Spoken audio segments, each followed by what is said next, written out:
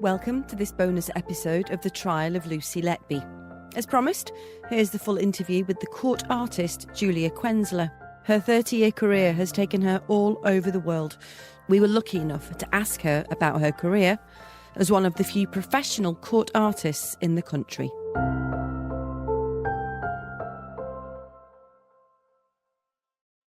Julia, thank you so much for talking to us. I'm absolutely fascinated by your job. Tell me, when you were 16 and good at art in school, was this what you envisaged? You've hit the nail on the head. I dreamt from a very early age I wanted to be an artist. No one took me seriously. Oh, Julia, nobody makes a living as an artist. I've never been to art school. I'm completely self-taught. Wow. And I'm very glad that I am, actually. How long have you been doing it, Julia? Probably about 30 years. Okay. And you said self-taught. How do you teach this? Because I drew... My mother was very good at art. She'd never been to art school either, but when we were children, it was always, oh, Mum, draw, can you draw me? You do a draw, So I grew up in a family that liked to draw, and I loved to draw at school, and, I was very enthusiastic about it, but it was just something I'd always done. But as I said earlier, always told, oh, Julia, nobody makes a living as an artist, think of something else, And, but it was always there, fortunately, and I'm very, very, very glad I didn't go to art school, to be honest, because I think sometimes possibly stifles them because they're being asked to do things that don't perhaps appeal to them. But I think with portraiture, it is a special thing with portraiture. I also, when I was a child, I loved to draw and paint horses as well. Okay. So it was either horses or ballerinas as a child, and which developed into portraiture. So how do you go from wanting to be an artist to ending up in courtrooms up and down the country? Well, I went to live in America when I was just 21, and shortly after that I started doing portraits of Native Americans, and then I was in Arizona, then I moved back and forth, California, etc. But I set up a studio and gallery in Southern California, and I used to see the courtroom drawings and thought it looked fascinating. So I contacted a local TV station, and they said, come on in, let's see what you can do, draw some of us in the newsroom, which I did, and they sent me on a job the next day at court. But of course, in the States, you can sketch in court. So that's how I started. And so, Julia, you were in court on the first day of this trial, like I was. Your images, your drawings, would have been the ones that everyone saw the following day of the defendant, Lucy Letby, in every newspaper in the country. Well, I wasn't the only court artist, but yes, although I primarily do drawings for BBC News, I'm still nevertheless freelance, and I own the originals and I own the copyright. So I can also put drawings out for newspapers, which is why they do appear in the papers quite regularly. But I believe you said to me that this wasn't the first time that you'd actually drawn Lucy Letby. No, I drew her. The very first time I saw Lucy Letby was when she was first charged, and she appeared on a video link, but it was a dreadful video link in that she was sitting at a table with, I believe it was her solicitor, but they were so tiny, the figures were so tiny, so it was very difficult to get. I think I remember that. I think I was there then as well. That was Warrington Magistrates Court, and it was very difficult to see her. It was a tiny screen. Tiny screen, but also, rather than go in a little bit closer, you could see the whole sort of room, and then these two tiny figures at the table, so it wasn't ideal. And just explain a little bit about what you do, what you're allowed to do, what you're not allowed to do. You sit in the press bench, don't you, along with the journalists? I sit in the press bench with a shorthand notebook. It's contempt of court in this country to sketch in court. It's a law that's stood since 1925. The same Contempt of Court Act, which says you cannot take a photograph in court, says you can't sketch in court, and it's stood almost 100 years now. Prior to that, they did allow sketching and photography in court. So I'll take written notes. So it's a combination of memorizing and written notes, because I don't want to keep my head down writing. I like to, look at the person or people that I'm drawing. It's important to not only get, hopefully, a good resemblance, but also body language, demeanor, all of that adds to it. So what do you write down? if it's someone I've never seen before, obviously I'm writing down features, hair, clothing, etc. But also I'm looking for the expression on the face, etc., etc. One time, 13 people entered the dock, one long line of defendants. Oh. And this That's they came that's in. called a multi-hander, I think. They came in. They filed in at about 10:30, and I had to have the drawing ready in time for the 1:00 news. So that one was a real challenge. And how long, Julia, might you sit in the courtroom for before you go out to start sketching? Well, just for example, let's say the trial or the court case is starting hopefully at 10 rather than 10:30. If it's just one defendant, perhaps sitting with a couple of dock officers, sometimes the dock officer might be sort of sitting quite some distance away and not shoulder to shoulder. So in that case, I may not bother with them. So I'll take my notes from that and maybe maximum probably 15 minutes. Then I'll go off and set up wherever I'm drawing, and because I ideally have the drawing ready by, say, 12 o'clock, 12:15, so it can be filmed, photographed, and sent to whoever's doing the editing for the 1:00 news. And what do you sketch in? Pencil or pastels, or what do you use? I work in pastel pencils. They're not as soft as pastel sticks, so they don't smudge as easily, which is useful. Mm-hmm. And also, if you can imagine, sometimes a head or face might only be 1 inch, 2 inches in size, so you need a fairly hard and sharp pencil to get those features in, as opposed to working with pastel sticks. And I use a good quality paper, specially produced for pastel. I wondered whether technology had changed what you do, whether you would do it in some sort of electronic fashion, but you still use pastels to draw. Yes, I'm afraid, very old-fashioned. It's taken up one hell of a lot of space. I have probably about 5,000 drawings, and they're in stacks of 3 or 4 foot high, so... Wow. But as long as they're just sort of laid one on top of the other, they don't smudge, which is fine. If you're keeping all these drawings, you must have like an amazing archive of some of Britain's most notorious criminals, have you? I'm afraid I do. Wow. Yeah. I mean, you should. Have you got plans for some kind of book of these? Surely there's an Yeah, exhibition in there. Yeah. I've been planning to do a book for a long time now, and every new year I say, now this is the year I do the book. And have you ever had a situation, Julia, where you've come out of court and you've got your deadline and you just think, I need to go back in? It's happened, I won't say frequently, it has happened, and I've dashed back to, refresh my memory or remind myself of something, but it's quite rare for that to happen. I usually won't leave court until I feel I've got everything I need.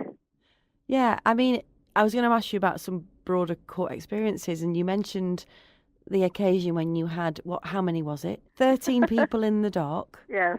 How the heck? Where do we even begin? Well, when I was referring to my notes, it would be now, was it number 3 or number 4 who was wearing the blue shirt and things like that. So that it's just silly things like that I refer to the notes. And then also, was it number 2 or 3 who had the beard, or 7 or 8 who had the moustache, things like that. So that in that respect, the notes are very useful. But if it's only one person or 2 in the dock, I'll have the notes there, but it's primarily memory. But the notes are very useful I might just think, now, was it this or that, and just check on the notes. Obviously, there is no other visual representation in that building.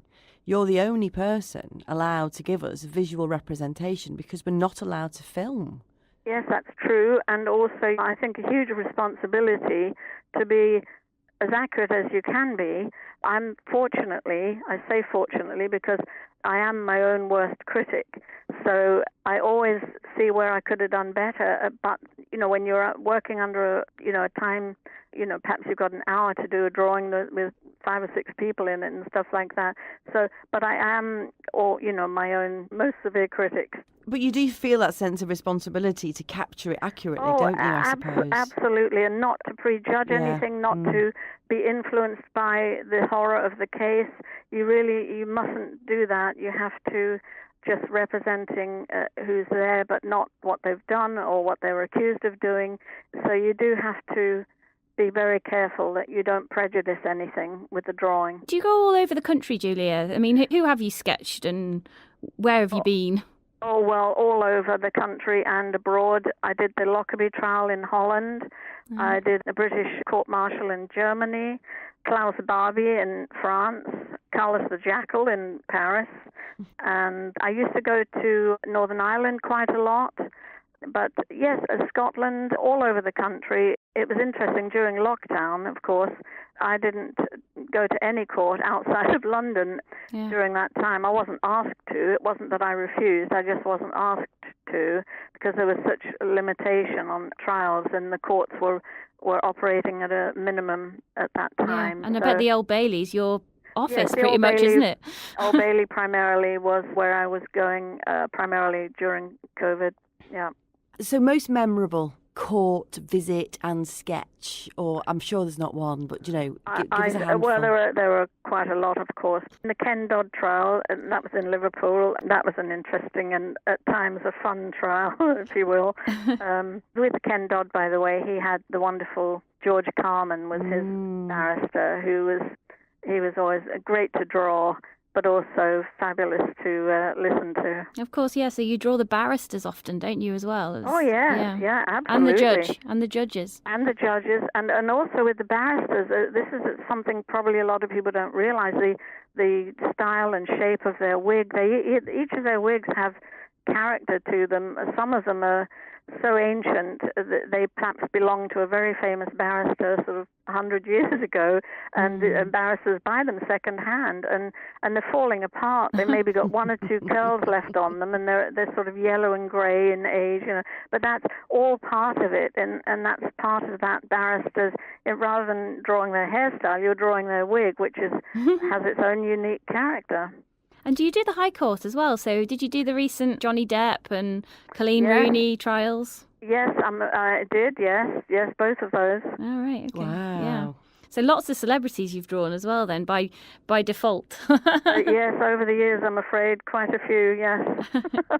You were obviously there on the first day when this case opened. It's likely is that you'll be back probably for when she starts her defence case and then at the end when the verdict comes in. Yes, I'm sure I'll be back when the defence starts. I mean, this is a very long trial. They're not usually quite this long. So, there are some trials where I might be there pretty much every day. Let's say it's a trial that lasts 4 weeks. And it's not unheard of to be there almost every day. For example, say the Rolf Harris trial. Okay. And, of course, the James Bolger murder trial. I was there for the whole 4 weeks.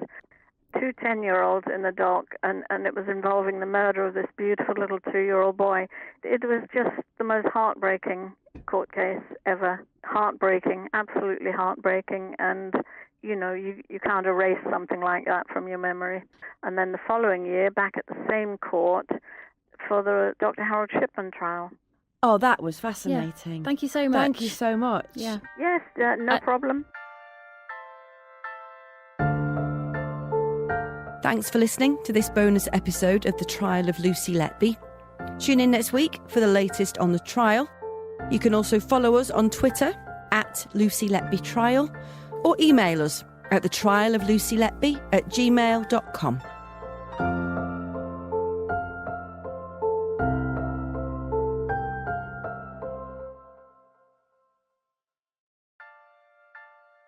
Lucy Letby is accused of the murder of 7 babies and the attempted murder of 10 others. While she was working on the neonatal unit at the Countess of Chester Hospital. Letby denies all of the charges over the incidents. Lucy Letby was the only person working on the night shift. It was alleged in court that their mother was apparently told by Miss Letby, "Trust me, I'm a nurse." This is a podcast about one of the most anticipated criminal trials for years. The alleged murders and attempted murders of tiny premature babies at the hands of a neonatal nurse whose very job it was to look after them. Lucy Letby is on trial at Manchester Crown Court, accused of killing 7 children and injuring 10 more at the Countess of Chester Hospital in Cheshire. In total, there are 22 charges, all of which she denies. I'm Liz Hull, Northern correspondent for The Mail. I'll be in court to report on the case as it develops. And I'm Caroline Cheetham, a broadcast journalist. Every week on this podcast, we'll examine what's happened and bring you the details behind the headlines. This is The Trial of Lucy Letby. Welcome to episode 7 of The Trial of Lucy Letby, where we get behind the headlines of this case and bring you the detail the jury are hearing in this Manchester court. The case against Lucy Letby is that she killed or harmed 17 babies while she was working as a neonatal nurse at the Countess of Chester Hospital in the northwest of England. She denies the charges. The babies in this trial are not being named for legal reasons, and the identities of their families are also being protected. They're known only as babies A to Q. Prosecution case is that each one of these babies was attacked when they were being cared for in the special care baby unit by the very person whose job it was to look after them. We're bringing you the detail of this court case as the jury is hearing it, from the prosecution and the defence. The importance of a fair trial is absolutely paramount, so we won't be explaining anything in this podcast that the jury have not been told, because they are the 12 people who have to decide the outcome of this case. Every one of these babies was or is someone's son or daughter, and the mums, dads and families of every baby are present in court, listening to every detail of how their child was allegedly killed or harmed. We've already heard about how babies A, B, C and D were allegedly attacked by Lucy Letby during a 2-week period in June 2015 in previous episodes. Her next victim was allegedly murdered around 6 weeks later in August that year. Welcome to episode 7. Baby E.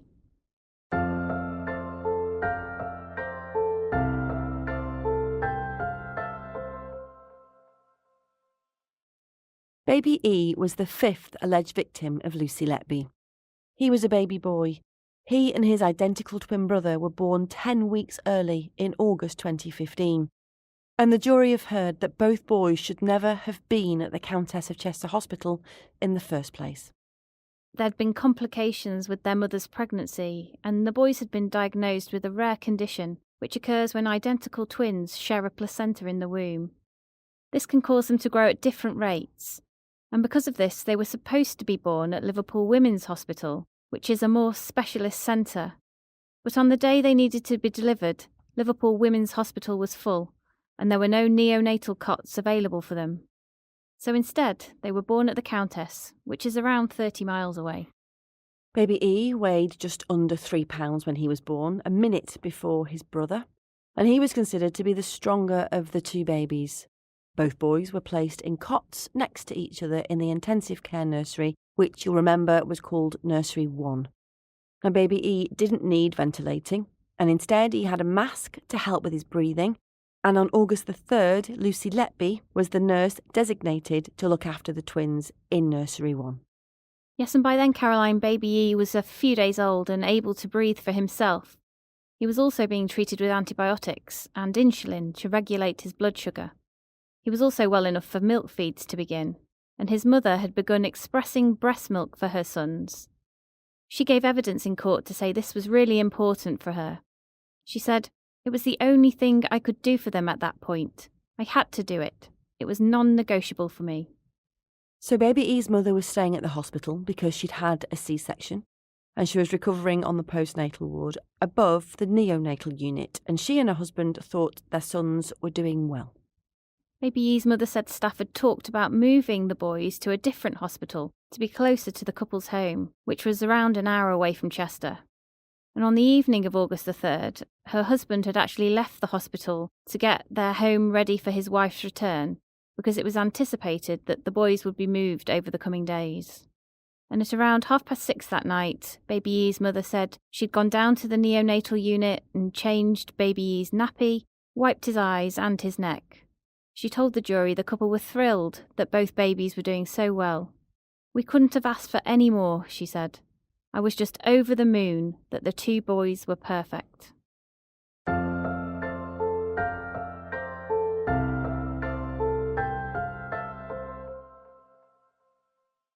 So, feeling really reassured, she went back up to the ward for something to eat.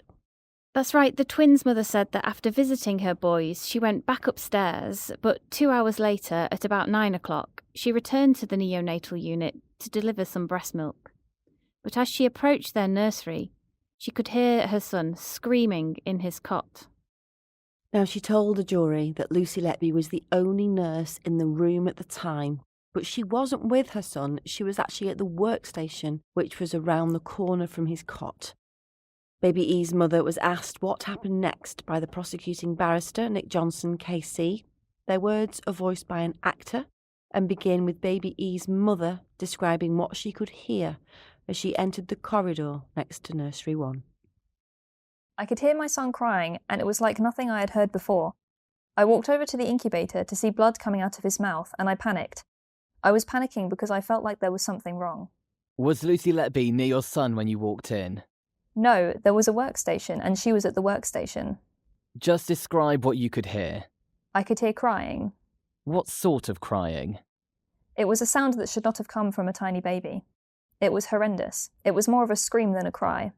How long before you walked into the room could you hear that?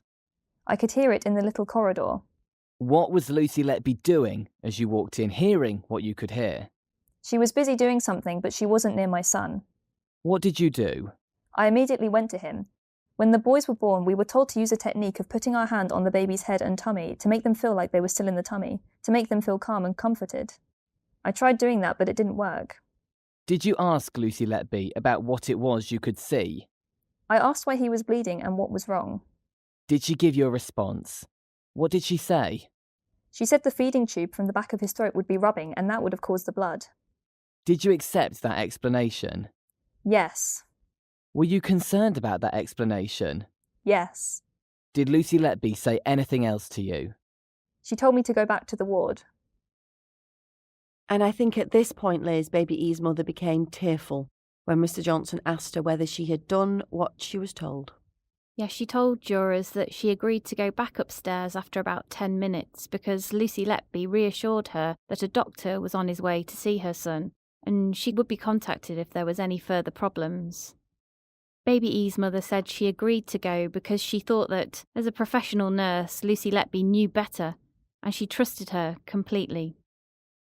Well, her son was still crying when she left, Liz, and she felt really anxious about leaving. Yeah, she told the court that when she returned to her bed upstairs, she was panicking, and she telephoned her husband to tell him what had happened. She was right to be worried because while she was upstairs, things began to go downhill for her son. The jury heard evidence from Dr. David Harkness. He was the registrar on duty.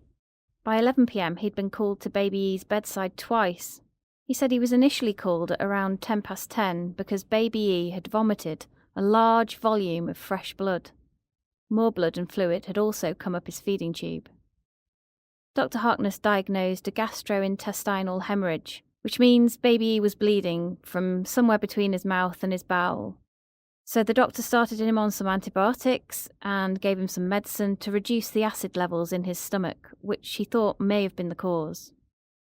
But Dr. Harkness was called back again around 50 minutes later, around 11 p.m, by Lucy Letby.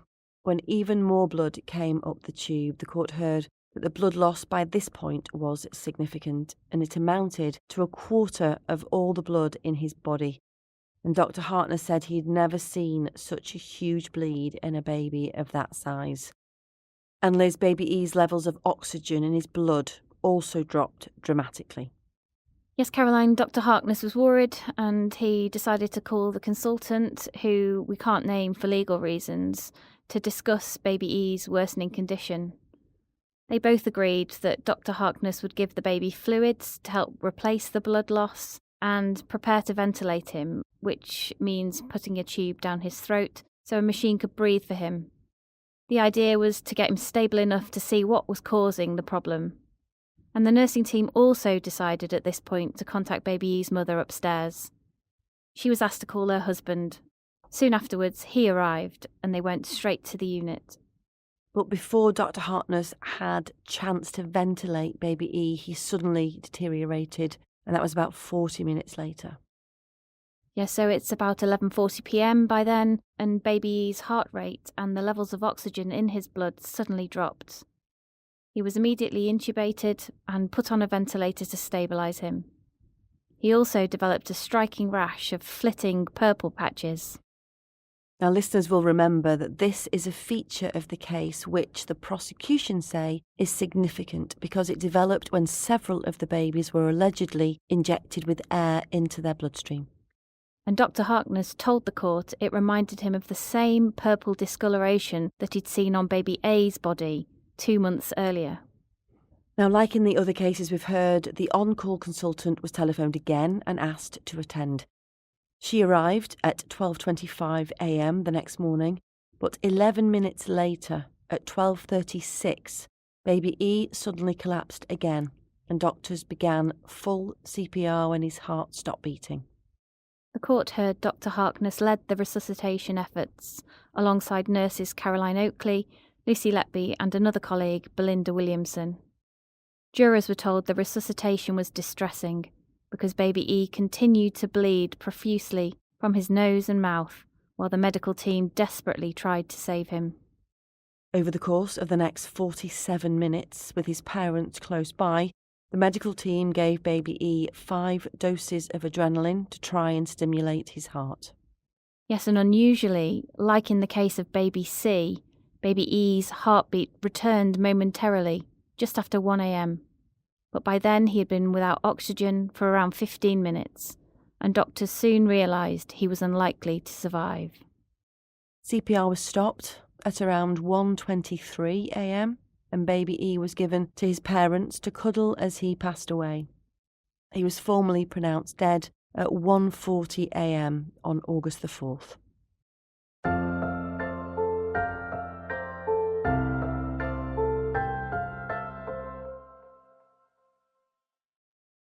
After baby E died, Lucy Letby put together a memory box for his parents and even bathed him because his mother was too broken to do it herself.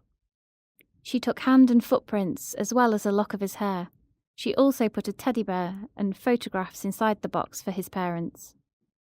Unlike in the other cases we've heard about, Lucy Letby finished her night shift and soon began exchanging messages with colleagues about what happened. The messages begin with a nurse who can't be named for legal reasons. She WhatsApped Lucy Letby after she heard about the death of baby E. You okay? Just heard about baby E. Did you have him? Sending hugs. Kiss, kiss. News travels fast. Who told you? Yeah, I had them both. Was horrible. Had he been getting poorly or was it sudden? Per you, you're having a shit time of it.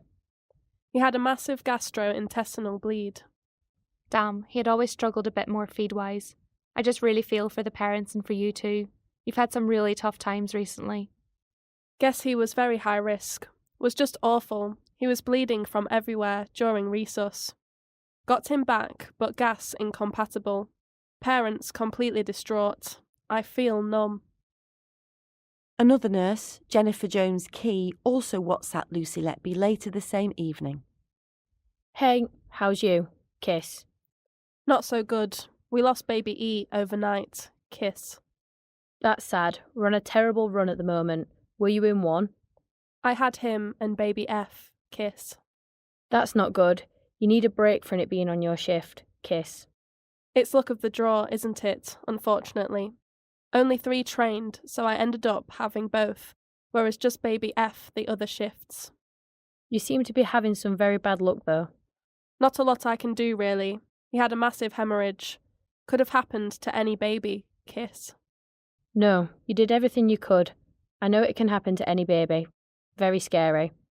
I have seen one. My baby did it in nursery 3 once. Horrible. Wasn't nice. This was abdominal. I have only seen pulmonary before. That's not good. It's horrible seeing it.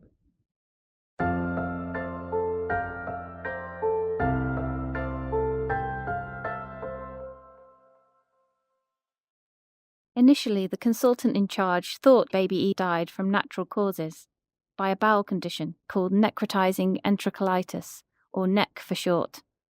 This occurs when parts of the bowel become inflamed or dies, and she didn't want to push his parents, who were shell-shocked by their son's death, to have a post-mortem. And Liz, this led to a dramatic moment in court. Yes, in court, the doctor turned to baby E's parents, who were sitting in the public gallery behind her, and publicly apologised for this. She said she regretted that decision, because obviously a post-mortem would have been very helpful in explaining exactly why baby E died. The doctor went on to explain to the jury why she'd changed her mind about baby E's cause of death, and why she thought the bowel condition was no longer to blame. Yeah, she said she'd since examined the results of blood tests and x-rays taken in the run-up to his death. She said his observations were very stable up until he collapsed, which didn't fit with what would have happened if he had had the bowel problem. She also said she'd failed to give enough weight to the x-ray, taken around an hour before his death, which showed no sign of neck and had been normal.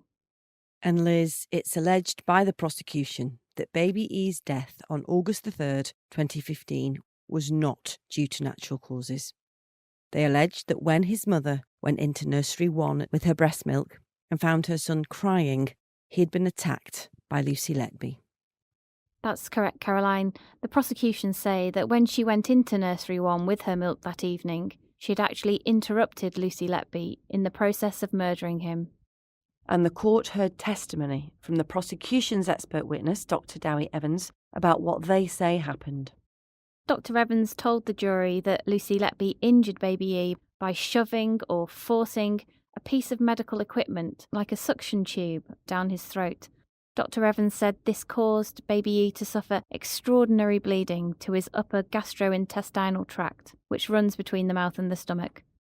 But Dr. Evans also insisted that this injury was not enough to kill him, and instead, like in the other cases we've heard about, it was an injection of air into his bloodstream that actually killed him.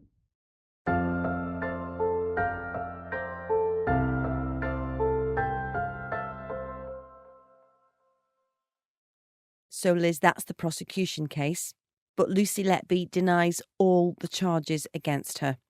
And Ben Myers, KC, the barrister for Lucy Letby, disagreed with the prosecution's allegations. He said an air embolus did not cause baby E's death, and instead he died of the bleeding or catastrophic hemorrhage. He pointed out that because there'd been no post-mortem, it was impossible to say what caused the bleeding, and he insisted that there was no evidence to back up Dr. Evans' theory that Lucy Letby had attacked baby E with a tube or any other piece of medical equipment, and he accused him of speculating. Yes, Mr. Myers suggested that baby E was more poorly than the doctors and nurses claimed. He said he was a high-risk baby because of his prematurity. He suggested he had high blood sugar levels, which was evidence that he was physically stressed, and that this could have increased acid levels in his stomach, which could have caused the bleeding.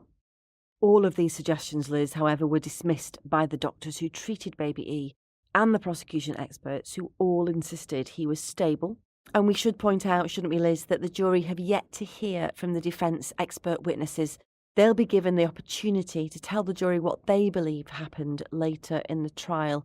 But Mr. Myers did question the quality of care given to baby E before he collapsed. He suggested in court that the baby had lost a significant amount of blood and that doctors should have considered a blood transfusion before his final collapse. He also suggested they'd been too slow to ventilate him.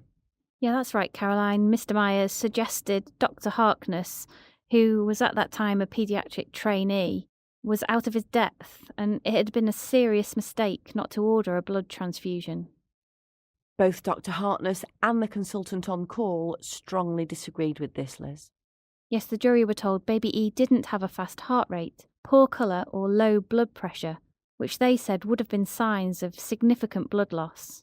And the consultant insisted that a failure to give him a blood transfusion earlier did not contribute to his collapse.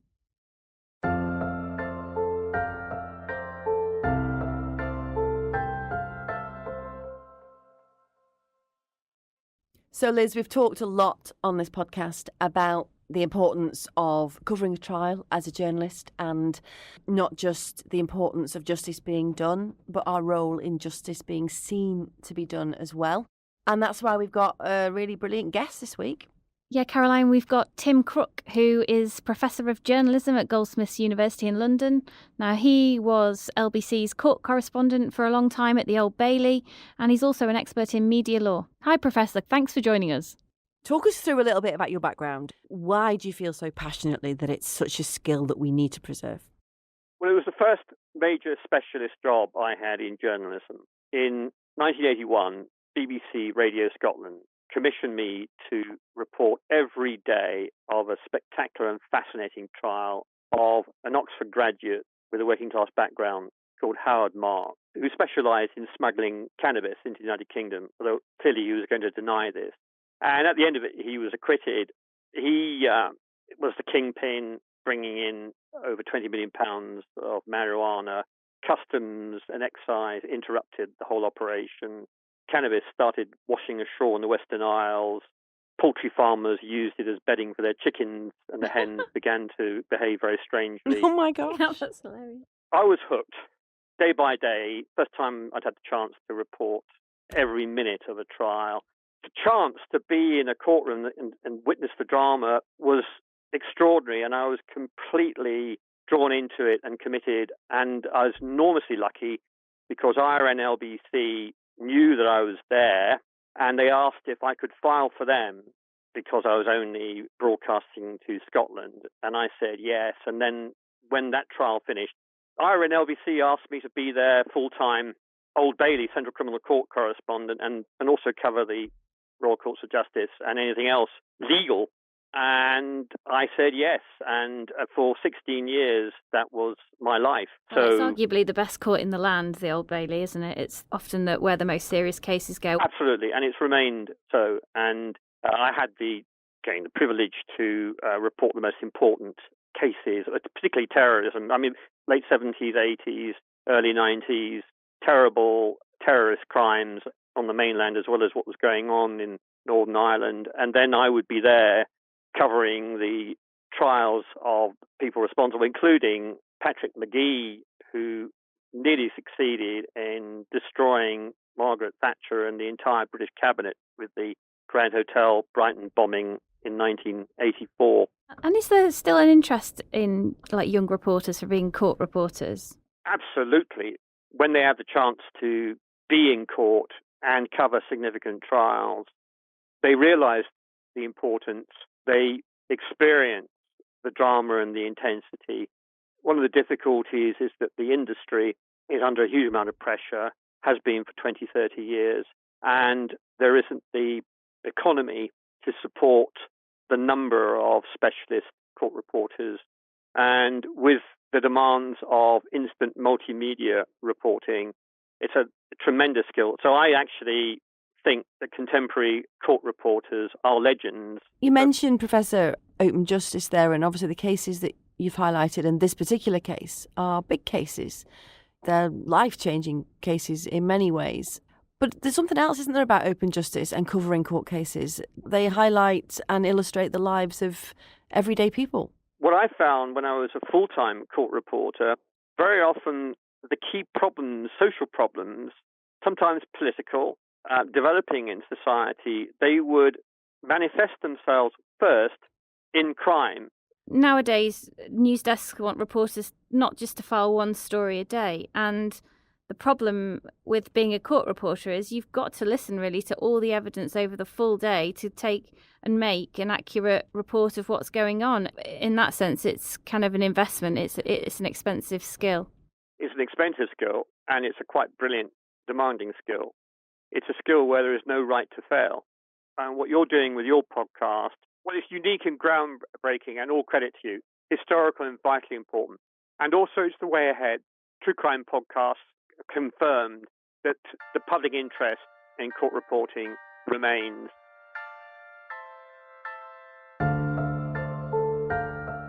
Next week, we'll hear about baby E's identical twin, baby F. The prosecution say Lucy Letby also tried to kill him less than 24 hours after she murdered his brother.